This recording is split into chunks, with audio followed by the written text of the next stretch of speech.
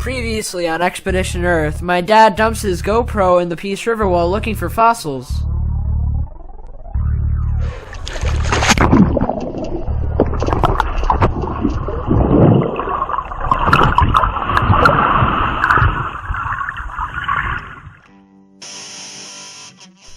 No matter how many expeditions we've made, every time it's back to the basics.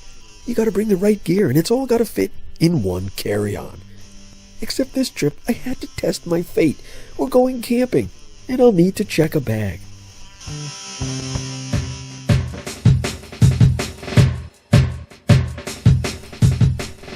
And just to complicate matters, Race doesn't want to go camping. I'm going to Florida in February, so you never know what temperature you're going to be meeting. And we're looking for fossils. I'm talking shark fossils.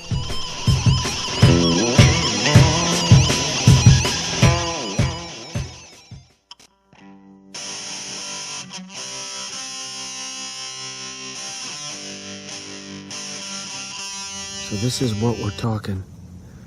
We're walking in the woods and we see this little green flash. And the green flash is an eye that is reflecting back something from the retina that makes it look green. So, you know, spiders have 8 eyes, and this is probably some sort of a wolf spider. Genus and species, of course, you could go crazy with, but this guy's on the side and he's all good. He's not moving. You see, he's got 2 false eyes. Race, can you see the false eyes in the front facing me? Oh, yeah. The pedipalps are on the other side. Put the light right on the spider for me. You got spiders here. If you're paying attention, put the light on my face, would you? If you're paying attention, you can basically see all kinds of creatures by the reflection of their eyes. Even though now it is dark and we no longer have the ability to see directly, you can see indirectly with a decent flashlight or a decent headlamp. Headlamps are much easier. Okay, we're gonna get back on the trail. Let's go. Okay, we got a mosquito coming in or something, but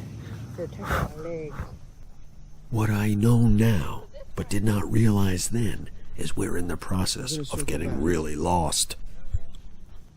This looks like a trefoil, a type of flower. Look at this thing. It's gorgeous. It looks like an orchid or from the orchid family. Stuff you're just not going to see during the day. Everything's washed out. There's so much freaking light. You can't see. There's too much. Your body just can't handle it. Mind your eyes. If you're just joining us, you're on the expedition. We're live on Facebook now. Something we've never really done before. We're going to give it another minute. If we don't find anything, you have to check back. Right now, we're looking for snakes, obviously, and anything else we can find. It's just past dusk. We're in Arcadia, Florida, which is this... Just in case you think we're putting you on when it comes to our obsession with snakes, have a look at this from back in May 2018. I realize what you're about to see may be confusing. We're attempting to capture a snake. No filming. I'm going to try to get him. He's going to bite me. It's okay. I'm going to get bit. And my hope is that you'll realize that these creatures are completely harmless. Okay, I'm not going to hurt you. That's unusual for a racer to do this. Usually the racers won't do that. They won't be submissive. Don't get me wrong. These snakes will certainly try to bite you. But in this particular case, it's just too cold. Sorry. Get in close on these scales. That's too close right there. See how smooth they are? Yeah. What that means is it is not a black rat snake. This is a beautiful northern black racer. Okay? He will normally try to take a good chunk out of you, but not today. Did you musk us a little? I believe this is a male. Long, skinny tail. Long, skinny tail. Can you get right up on his face? Come on over here. Come back here. Ironically, for those of you that really dislike snakes, the northern black racer eats other snakes, as well as rodents.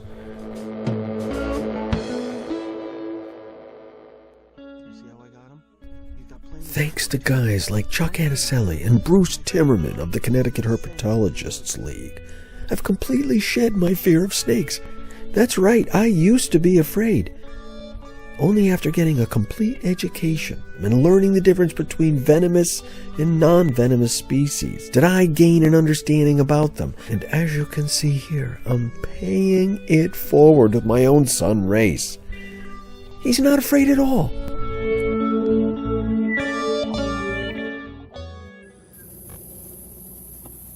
We're lost.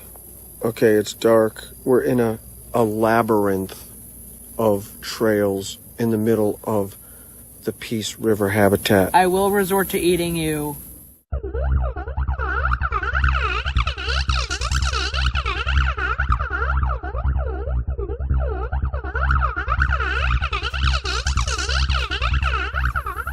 If that ever comes to that, I'm gonna eat you. I don't think I will provide that much sustenance for you, but I am available if you need to eat me as your father. You can have me. Okay, so, right, so we just realized that, okay, we're switched around. This river doesn't run north-south. The river, which we were walking along the edge, does a huge 180 bend. So you can't just follow the river and say, oh, I know where I am. The sun set to the west, obviously. Now the moon just rose. I was walking in the opposite direction of what my mind was telling me. We're going in the wrong direction. We're freaking lost. We really are lost, and I'm obsessed with this adventure to find a Megalodon tooth. I'm blinded. The car is going to be from this vantage point to our right, not our left. We have to turn around and start going back, which I think was what you had actually said to me. Yeah. Listen Okay. to the 12-year-old child. Oh, ground. I'm going to guess that what we ought to do is check the app and confirm where the car is located. I didn't think it was working. I ignored the Google Maps to show where the car was because it just didn't make any sense. You know how easy it is to get lost? Especially if you get nervous, you get all flipped out. Right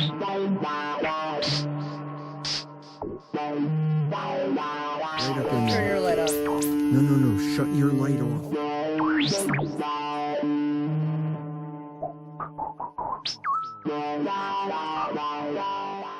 This is a different species, completely different species than the ones we saw before, which we called green eyes. This is some sort of an orb weaver, and unfortunately we just don't have the right kind of technology to show you up close and get you some really good images. You know, Race has come a long way. He did not flip out.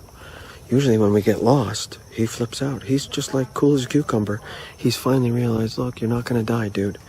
We know where the sun is. We know where the moon is. We're going to find our way back, but we truly have been lost here for a solid 40 minutes.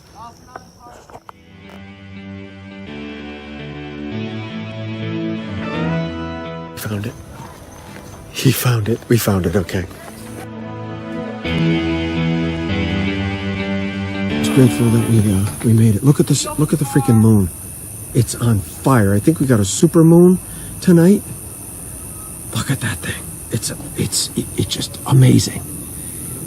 If you are into such things, I think this is one of the super moons that is extremely, just humongous because it's just a tad bit closer to the planet than normal.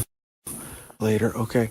I'm going to be sleeping in an exposed hammock. I've never done this before, but this is where I'm sleeping. Right over here. We saw all kinds of mammal tracks. There's a good chance there'll be visits in the middle of the night, but we're ready for them. Race has decided he's not going to sleep in his hammock. He's going to sleep in the car. Very comfortable. Somebody left a towel on the ground. Oh, yeah. Are you kidding me? I mean, I'm still a parent, Dude, I hope this thing will hold. I jerry-rigged a fastener there, and I jerry-rigged one up there. Okay, stick with us, okay? It's gonna get crazy. I swear to it. Bye-bye. Meanwhile, back at Chez Nana, my mom is ripshit over the fact that I am going to be sleeping in an exposed hammock.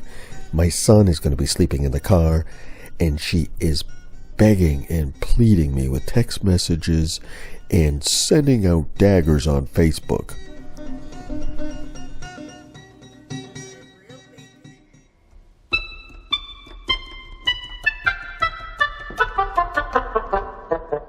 Okay, that was the easiest and most ridiculously simple procedure I've ever had in a camping adventure.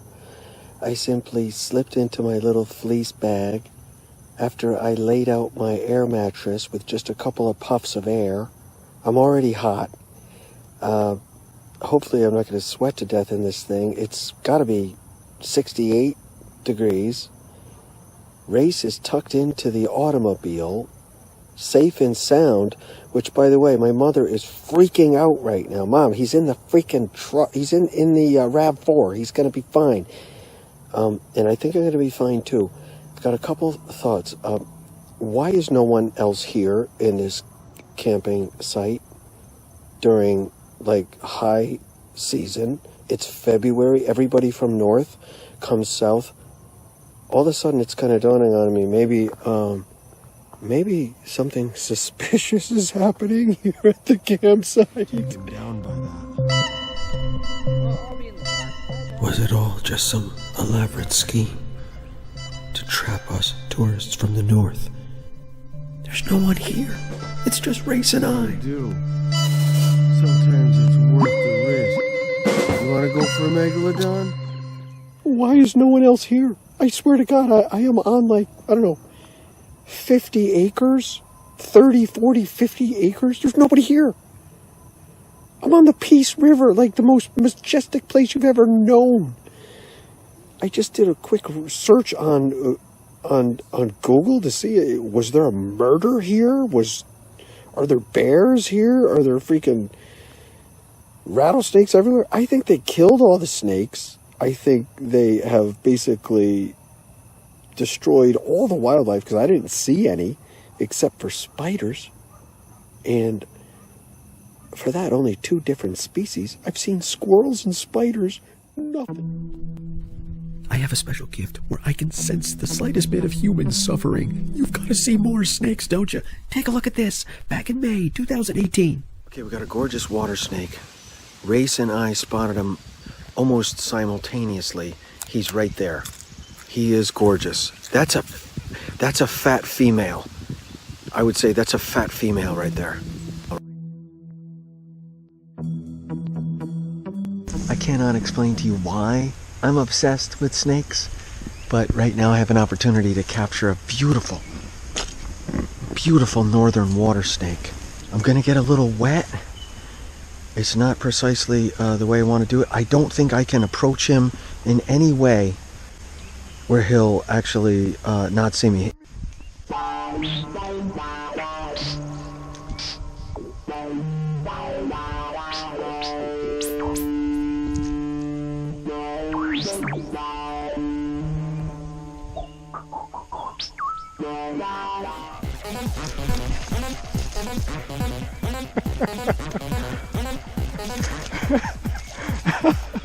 I got him.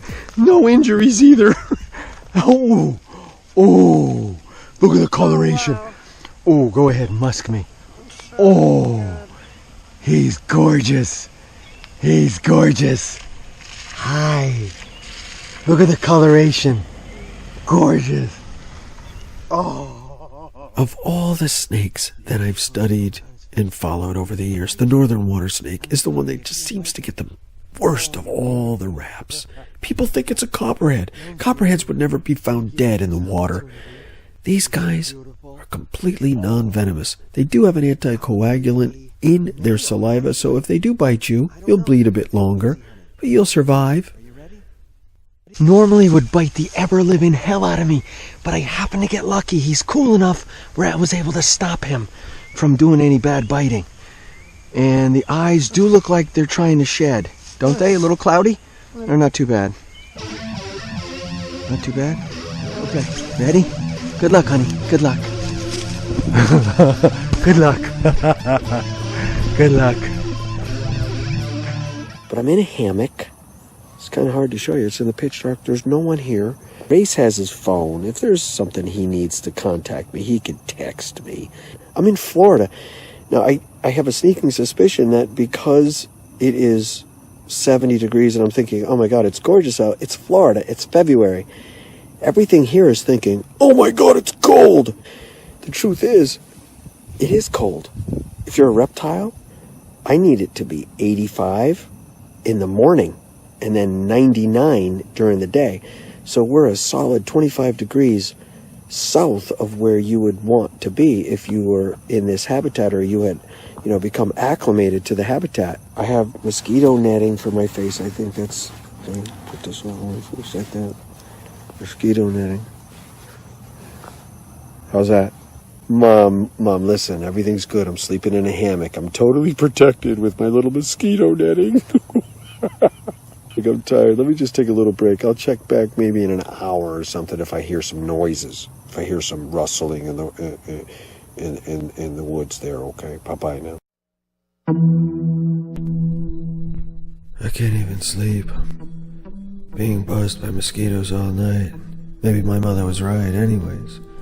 I should have went to Shea Nana for the comfort and the relaxation and the safety with my son instead of sleeping in this hammock. I'm worried about inmates, all an obsessive, compulsive fight to find the Megalodon tooth.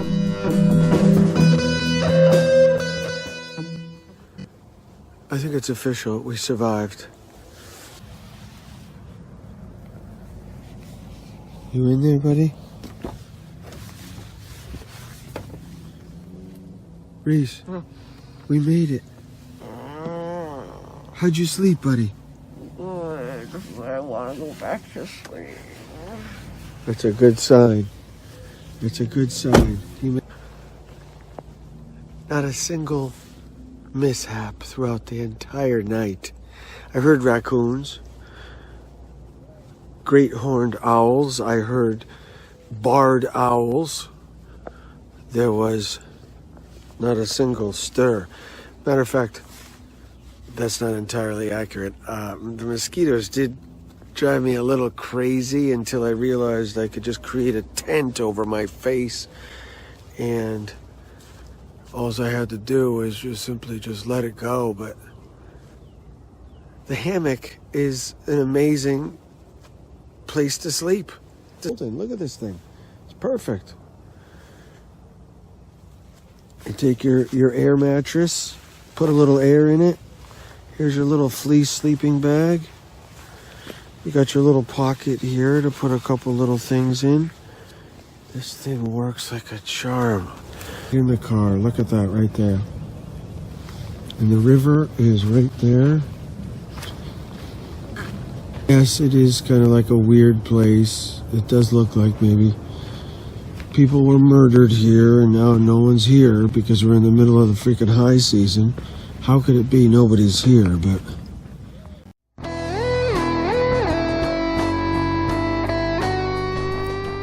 for those of you just joining us, you're on the expedition.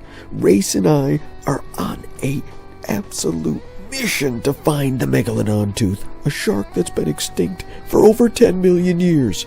We're not stopping until we find one. I know this is crazy, but we just drove by this place here, New Florida Ventures. It says sand and fill for sale. What are the odds that we could possibly ask somebody here if they would let us dig? Maybe they'll let us dig. Let's just go in and ask. Is there someone here that would potentially just let us take a peek in some of the piles? These people, I'm sure they'll look kindly on us northerners. I'm sure they will.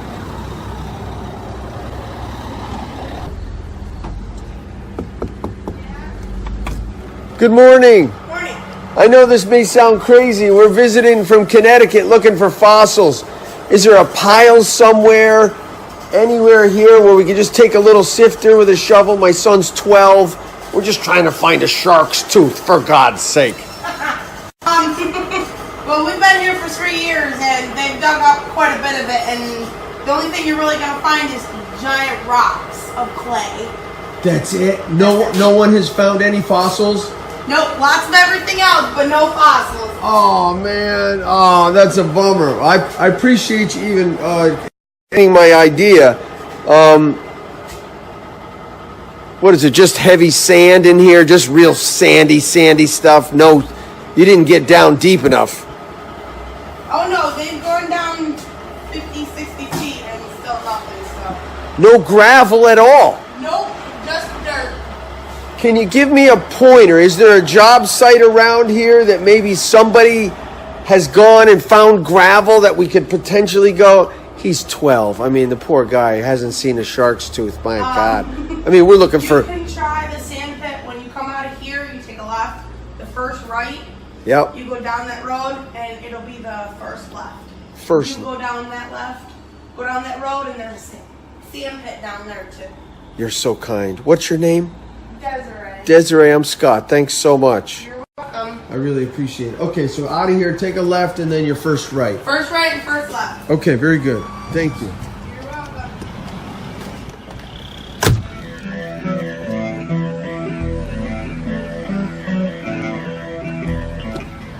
Okay, there's no fossils here, but she gave us another tip, dude. We got another tip. She says, go to this other place right down the street. Let's give it a shot. What do you think, buddy? Okay. Yeah. This is the expedition, baby. We're on the expedition. We're going to find some fossils. Mike LaFleur, if you're out there, this is what you got to do, baby. You understand. Yes, you do. Take a left and then take a right. There's another sand pit down here. Please, off of the device. Gonna need a little help here. Of Florida. You are not gonna find fossils up on the surface. You're not gonna find them up on the surface. You have to have dug down. Now, the river did the digging for us. The Peace River did the digging, but the water was too high. You couldn't get to where that, the river had dug out all the gravel. You couldn't get to it. We're looking for a sign that says sand pit, son. As it turns out, we never did find that gravel pit. And instead, we found something a whole lot better. Check it out. It's a dream come true. Race and I have always wanted to hold an American alligator, and now we finally got a chance to do it. These guys are so feared, and they're so revered. I think everyone needs to have this opportunity to realize that these are amazing creatures that are not out to kill you. Their ears are actually right. If you look right behind their eyes, there's little slits right there. Gorgeous. Look at the scales on them. These amazing reptiles could live to be over 30 years, even 50 years in the wild, and grow to be over 500 pounds. And this is why they are apex predators. But ironically, even though they are at the top of the food chain, they are beginning to feel the effects of climate change. You see, young alligators that are laid in a nest will only develop in varying degrees of male and female based on a certain temperature range.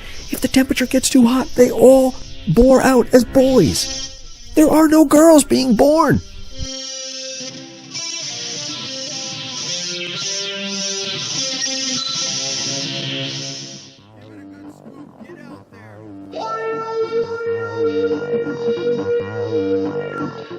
We made it back to Stump Pass. Race has the same tool. Rio lent it to us again. Come on now, get a good scoop. This is the Mecca, okay? We just did a scoop. We laid it out here. Let's take a look and see what we might have. Let's see here. Oh my God. Look at this beauty. Look at that beauty. Right off the bat. That's our second scoop. We got him. It's a small little... That one could be a lemon or a mako. We're gonna do some research on it and figure out what it is. We got shark's teeth. Again. Oh my god, look at this one. You got one? That's a nice one. Clean them off. That's bigger than mine. Wow. Take That's that. gorgeous. That is gorgeous. My name is Scott Tucker, and for those of you that are just joining us, we're finally back in the Connecticut laboratory to actually do a detailed analysis of the shark's teeth that we brought back from Florida.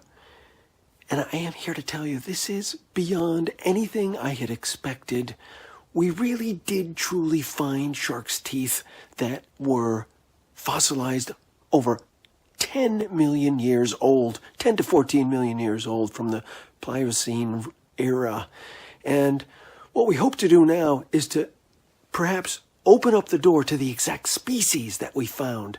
We've got a close-up lens that's just come in from Amazon Prime. We're going to get you right in on the teeth themselves so you can actually look at them and listen to the analysis. Check this out. This tiny little tooth is quite a challenge to try to identify. And quite honestly, we would probably need to take it to the Peabody Museum to get an exact one. But I'm fairly certain, based on the research, that it is a cross between the snaggletooth shark, which is an extinct form of a shark, and an extinct form of a tiger shark. And as you can see, it's tiny. Look at its size in comparison to the top piece of a penny. So, okay, our second specimen. Again, to give you a perspective, we're looking at it juxtaposed to the size of a penny. This one is a cross between a lemon shark and another part of the mouth of the extinct snaggletooth shark. As you can see, it is got a small crown, which, again, think of your own teeth and what a crown of your tooth looks like. And then the gum line is huge on this one. But again, it's a tiny tooth, and it's an absolutely beautiful specimen.